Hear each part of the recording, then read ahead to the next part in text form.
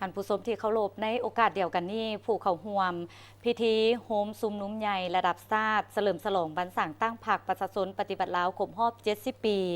ก็ได้แสดงความรู้สึกต่อหมากผลของการปฏิบัติตลอดระยะ70 ปีที่ผ่านมา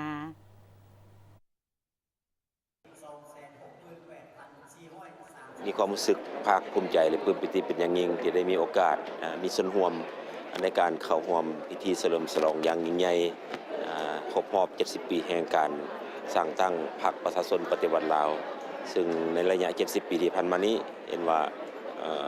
ผ่านขบวนการที่มีความละเอียดละเอียว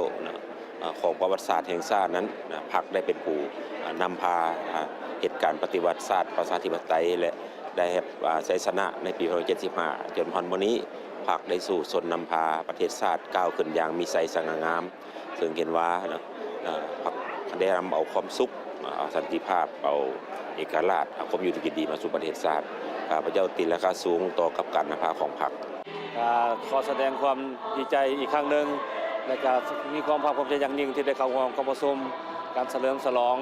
ครบรอบ70 ปีของพรรคประชาชนปฏิวัติลาวในครั้งนี้สำหรับข้าพเจ้าเองก็แม่น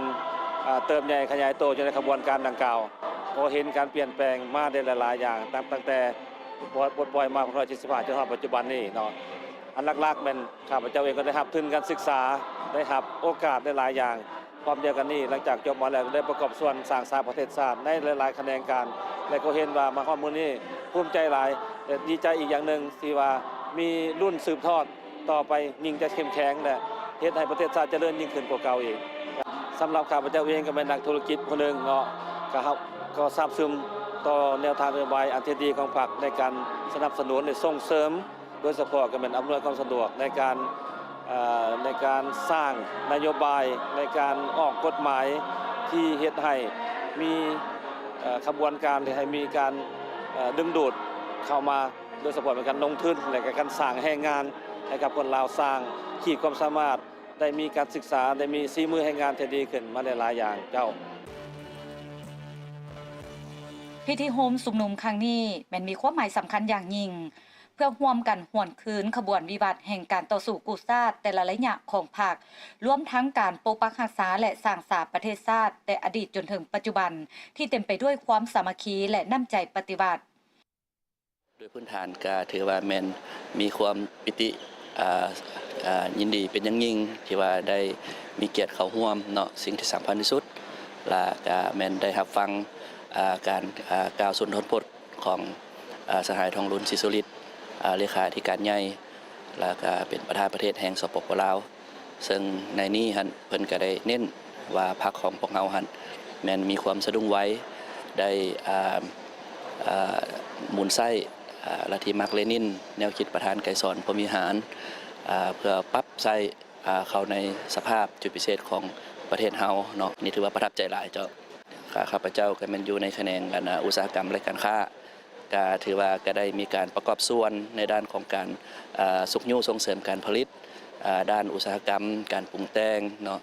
ได้ประกอบส่วนในการสุขยุส่งเสริมการค้าภายในการเจรจาร่วมมือการค้าต่างประเทศเฉลิมฉลองวันสร้างตั้งพรรคประชาชนปฏิวัติลาวครบรอบ70 ปีพวกเขาเป็นในนามมหาลัยแห่งชาติข้าพเจ้าได้ประกอบส่วนได้หลายอย่างโดยเฉพาะแมนการพัฒนาบุคลากรสร้างนักศึกษาให้มีความรู้ความสามารถเพื่อไปรับใช้ประเทศชาติก็เทียบใช้เมื่อก่อนนบดาทานก็คงสิเข้าใจว่าประเทศชาติของพวกเขายิ่งนับมือยิ่งมีการพัฒนายิ่งขึ้นไป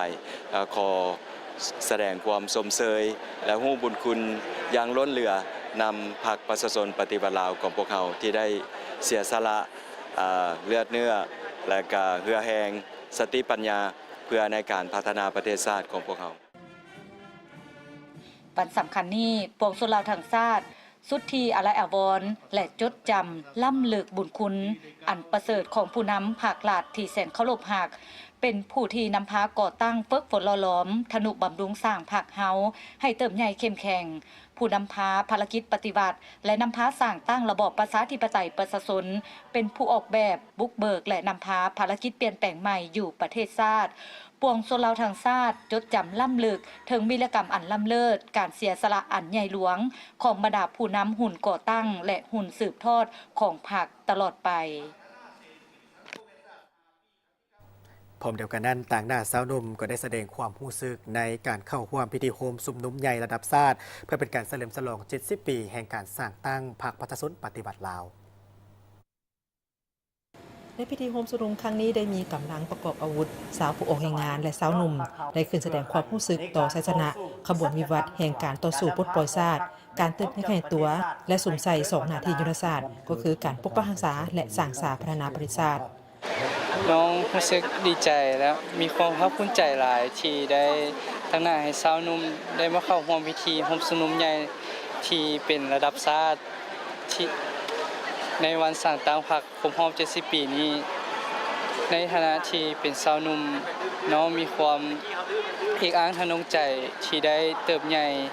และกำเนิดในสภาพแวดล้อมที่แห่งสันติภาพบ่ได้ทุกข์ยากทรมานบ่ได้เจ็บปวดจากสงคราม